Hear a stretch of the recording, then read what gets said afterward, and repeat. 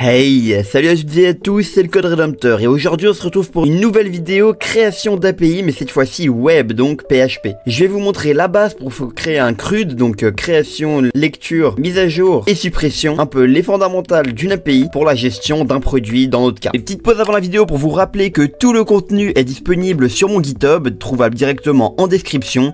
Donc si jamais vous avez la flemme de suivre le tuto, vous pouvez simplement cloner le Git repository qui contient tout le projet, ou simplement récupérer le zip. Bref, si la vidéo vous plaît, abonnez-vous, likez et partagez, ça soutiendrait énormément la chaîne et je vous en serai fort reconnaissant. Et c'est gratuit. Sur ce, reprenons la vidéo. Ok, donc je vous laisse directement vous munir de votre meilleur éditeur de code. Pour mon cas, ça va être Visual Studio Code que je vais utiliser durant l'élaboration de ce petit projet. Donc, créez directement 3 petits dossiers. Donc le premier sera un dossier API, un dossier config et un dossier modèle. Le dossier API, c'est là où se retrouveront toutes les requêtes que vous allez pouvoir effectuer, donc du read, du update, du delete, donc création, lecture et suppression et mise à jour.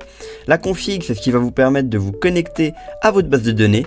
Et le modèle, ça va être la structure de vos tables, donc par exemple du produit qu'on va faire dans cette vidéo. N'oubliez évidemment pas de créer votre petite base de données dans le cadre de l'API, c'est quand même obligatoire. Pour mon cas, j'ai une petite base de données qui s'appelle DB YouTube. C'est donc dans celle-là qu'on ira se connecter si jamais vous avez fait comme moi. Donc on a un ID product qui est auto-incrémenté, donc qui va à chaque fois s'actualiser tout seul quand on ajoute un nouveau produit. On a product name qui contient un nom de produit, peu importe, genre par exemple Rolex. Et après product price, c'est une troisième donnée, donc un int, un string et un autre int avec auto-incrémenté juste ici. Pas besoin de faire plus compliqué, il faut évidemment que vous vous rappeliez de vos mots de passe de base de données en local, parce que dans notre cadre là c'est du local, mais évidemment vous pouvez le mettre sur le web. Bref, vous faites ça, sinon vous récupérez dans le GitHub, j'ai mis un dump de la base de données, et comme ça on peut commencer au même point. Je vous propose de commencer directement dans le dossier config, donc on va créer un fichier qui va s'appeler database. Donc database, c'est avec ça qu'on va pouvoir se connecter à notre base de données locale. N'oubliez pas le petit point PHP à la fin. Et comme tout code PHP, il faut commencer évidemment avec la balise PHP pour pouvoir l'interpréter du côté serveur. Donc on va créer une classe qui sera la classe database qui va contenir quelques informations de base. Donc vous ouvrez bien les crochets et on va commencer à paramétrer tout ce qui est nécessaire à la connexion d'une base de données. Donc faites un private host. Donc l'host, ça va être local dans notre cas, sinon ça va sûrement être indiqué dans votre serveur web, lequel vous devez mettre. Donc localhost, voilà.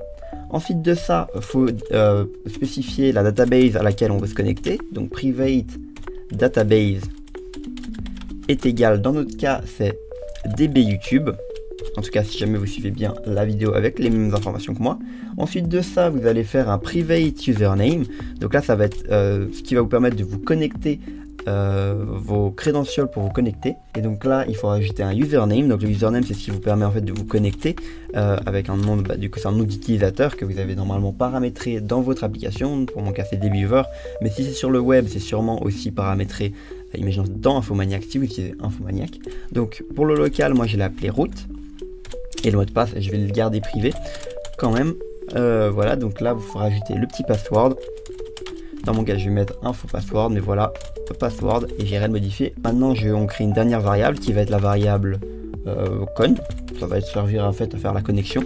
Donc, elle s'appelle con, et on va créer la fonction de connexion. C'est pas très compliqué.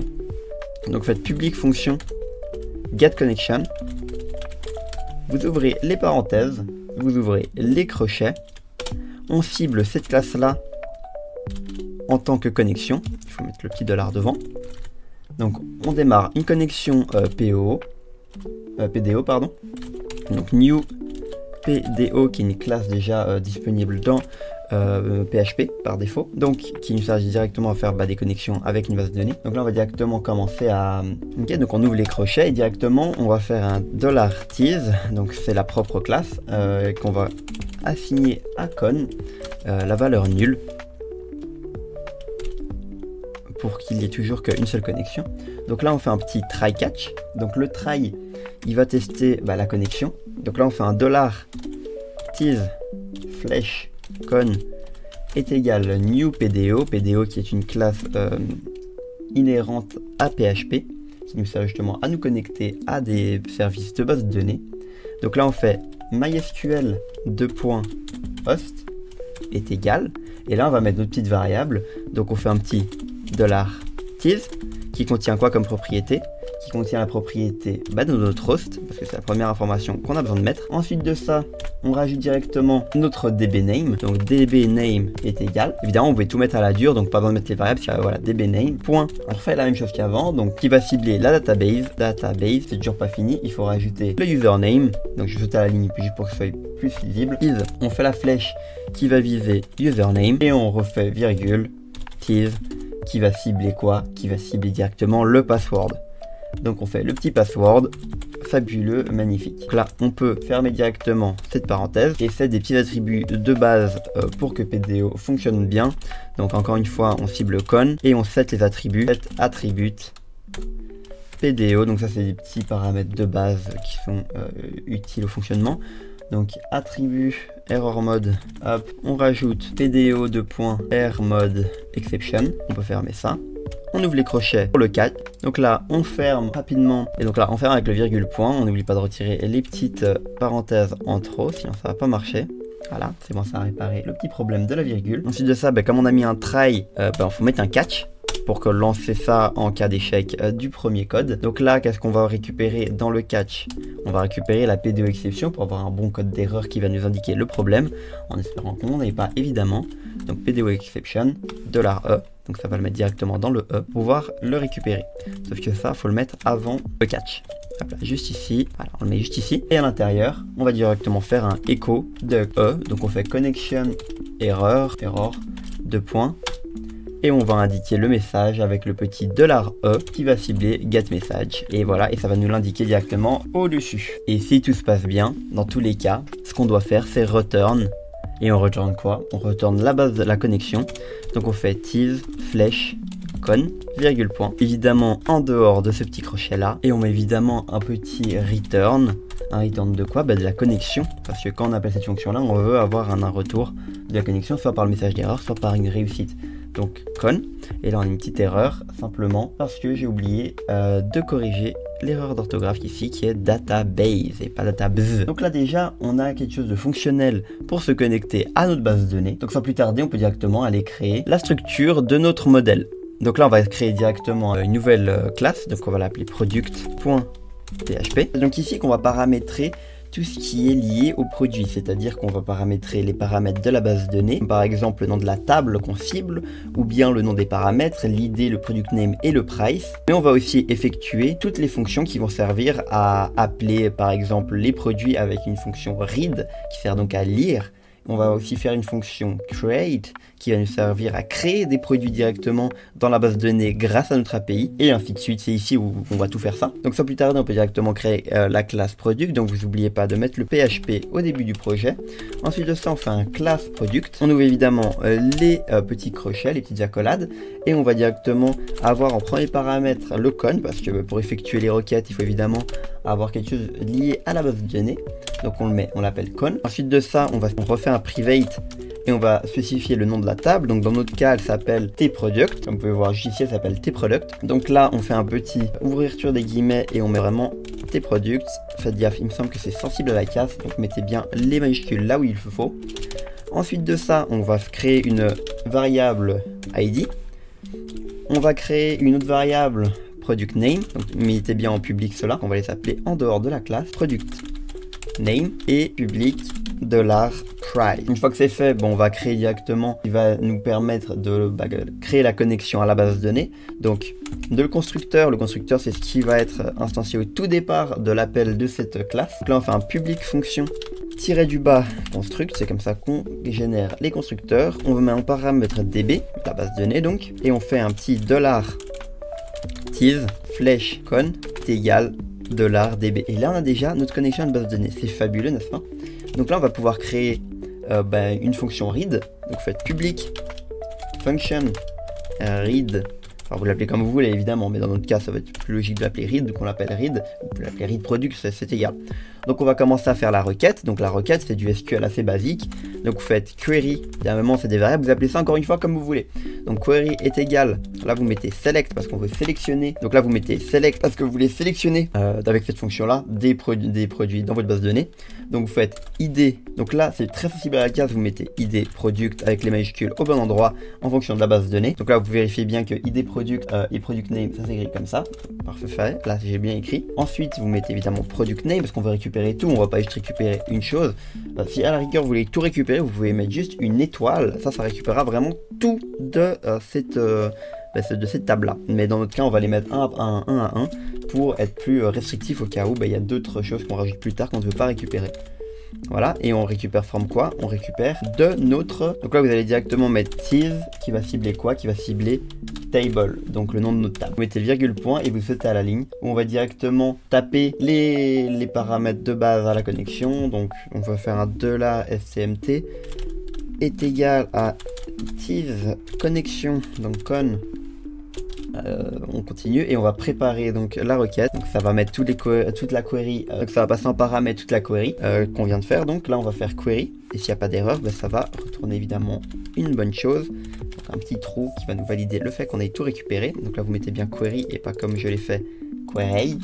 Query, nickel, on peut sauter à la ligne et on va faire stmt encore une fois. Cette fois-ci on exécute, donc cette fois-ci on valide ce qu'on a donné en paramètres et on ouvre les petites parenthèses. Donc on retourne quoi? On va retourner stmt parce que le stmt va nous retourner directement notre magnifique produit, donc en 3 lignes. Donc maintenant qu'on a ça, donc on va directement recréer directement une nouvelle page PHP. Donc cette fois ça va être la read.php qui va servir en fait à récupérer les informations de votre base de données directement depuis votre API. Donc ce qu'on va faire PHP tout en haut. Après ça, on va directement récupérer le product, donc la structure du produit est égal new product qui va démarrer la base de données, virgule point. Ensuite de ça, on va démarrer le read, on va lancer la fonction read. stmt est égal $product flèche read. Ça va être comme ça pour toutes les trucs d'API, vous allez devoir faire comme ça.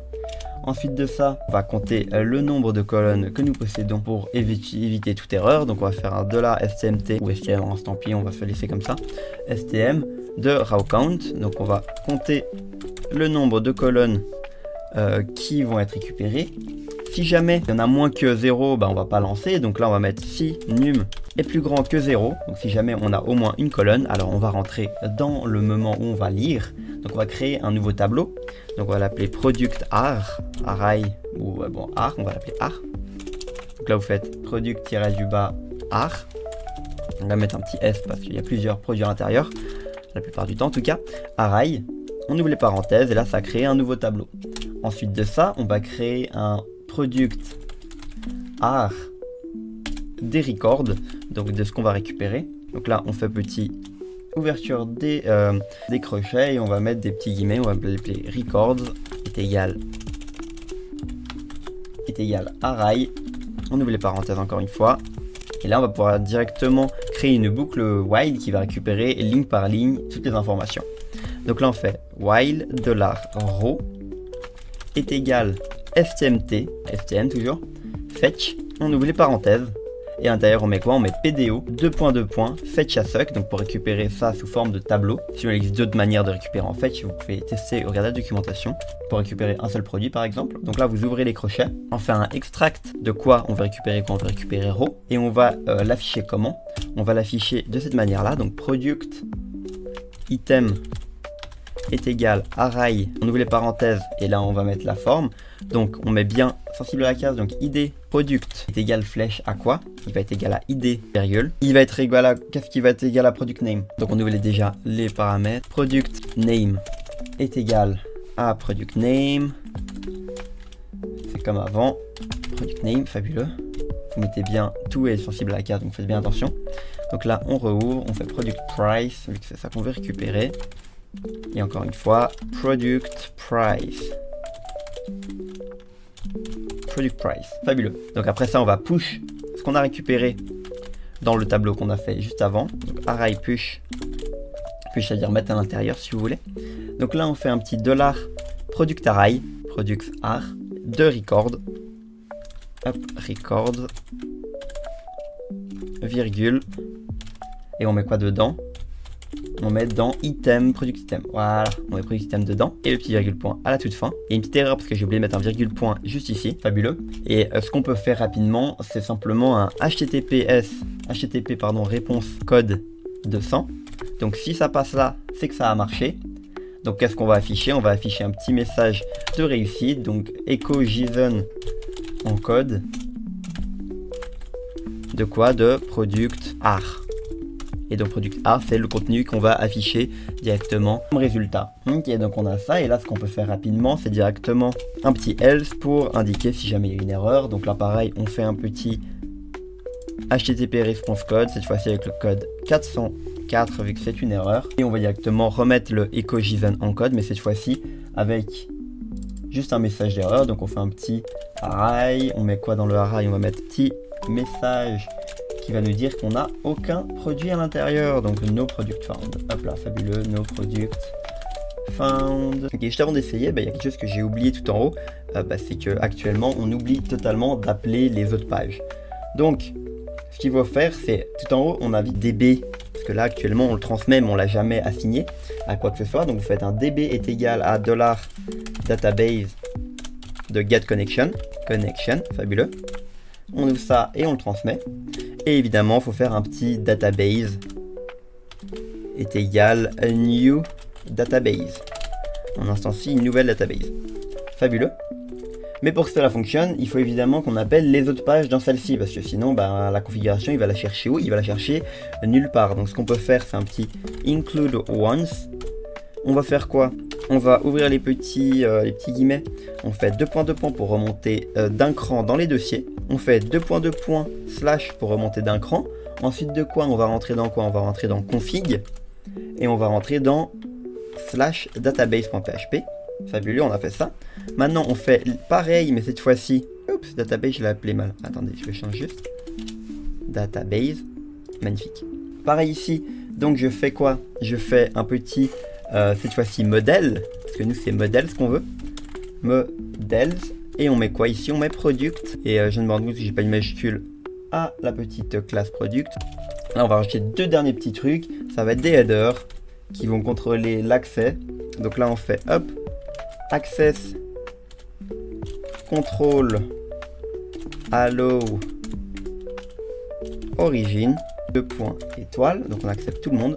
Virgule point, n'oublie pas le petit guillemet là, et un petit dernier header qui va être content type de point application slash JSON virgule point, et on paramètre comment est-ce qu'il doit être rendu en UTF-8. Et là on peut directement, en mettant le virgule point ici, aller tester ce que ça redonne directement sur le web. Donc là vous lancez vos serveurs PHP et on va directement aller le tester, soit sur Postman, soit directement depuis la page. Donc là vous cliquez sur read et on va voir ce qui se passe.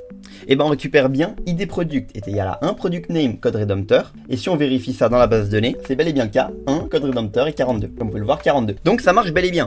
Maintenant si vous utilisez Postman parce que vous n'avez pas de navigateur web, on sait jamais, vous allez dans Postman et vous allez directement paramétrer ça en get et mettre l'URL en question, donc localhost 80 voilà etc, et vous mettez l'URL, vous appuyez sur send et là directement en bas vous avez les données qui viennent de s'afficher. Donc là vous venez d'apprendre comment faire pour read une base de données grâce à une API. Donc pour ceux qui voulaient connaître la base, voilà, vous l'avez. Si le principe de base vous a intéressé, n'hésitez pas à vous abonner, liker, partager. Le projet se trouve sur GitHub. Si vous voulez savoir comment faire pour créer, supprimer ou mettre à jour vos produits, abonnez-vous, elle sera là samedi prochain. C'était le Code Rédempteur. Ciao ciao.